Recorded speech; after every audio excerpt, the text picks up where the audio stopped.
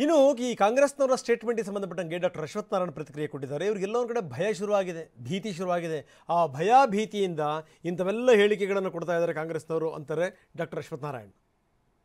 ವಿಧಾನಸಭಾ ಚುನಾವಣಾ ಸಂದರ್ಭದಲ್ಲಿ ಸಮಸ್ತ ಮತದಾರರಿಗೆ, ಮತದಾರ ಪ್ರಭುಗಳಿಗೆ ನಾವು ಗ್ಯಾರಂಟಿ ಕೊಡ್ತೀವಿ ಅಂತ ಹೇಳಿ ಅಂಗಲಾಚಿ ಮತಯಾಚನೆಯನ್ನ ಮಾಡಿದ್ರು. ಜನ ಏನು ಕೇಳಿರಲಿಲ್ಲ. ಆದರೆ ಒಂದು ಪಕ್ಷವಾಗಿ ಮತಯಾಚನೆಯನ್ನ ಮಾಡಲಿಕ್ಕೆ, ಮತವನ್ನು ಪಡಿಲಿಕ್ಕೆ ಜನರಿಗೆ ಗ್ಯಾರಂಟಿ ಯೋಜನೆಯನ್ನ ಕೊಟ್ಟರು. ಈ ಗ್ಯಾರಂಟಿಯನ್ನ ಯೋಜನೆಯನ್ನು ಕೊಟ್ಟು ಕರ್ನಾಟಕ ರಾಜ್ಯದಲ್ಲಿ ಇವತ್ತು ಅಧಿಕಾರಕ್ಕೆ ಬಂದಿದ್ದಾರೆ.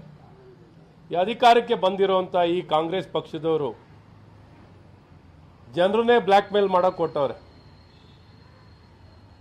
ಇವತ್ತು ಒಳ್ಳೆ ವಿಶ್ವಾಸದಲ್ಲಿ ಪ್ರೀತಿ, ನಂಬಿಕೆ, ಭಾವನೆಗಳನ್ನು ಮರೆತು ನಿಮಗೆ ಗ್ಯಾರಂಟಿ ಕೊಟ್ಟಿರೋದನ್ನ ನಮಗೇನಾದ್ರು ಮತ ಹಾಕಲಿಲ್ಲ ಅಂದರೆ ಬರುವಂಥ ಲೋಕಸಭಾ ಚುನಾವಣೆಯಲ್ಲಿ ಗ್ಯಾರಂಟಿ ಯೋಜನೆಯನ್ನು ಹಿಂದೆ ಪಡಿತೀವಿ ಅಂತ ಹೇಳಿದ್ದಾರೆ. ಈ ರೀತಿ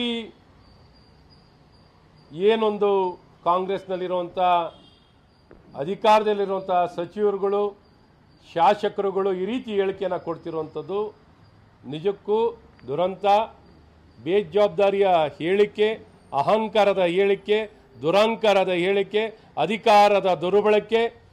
ಏನು ಕಾಂಗ್ರೆಸ್ ಪಕ್ಷದ ಇವರು ಖಜಾನೆ ಕೊಡ್ತಿದ್ದಾರಾ, ಕಾಂಗ್ರೆಸ್ ಪಕ್ಷದ ಹಣ ಕೊಡ್ತಿದ್ದಾರಾ?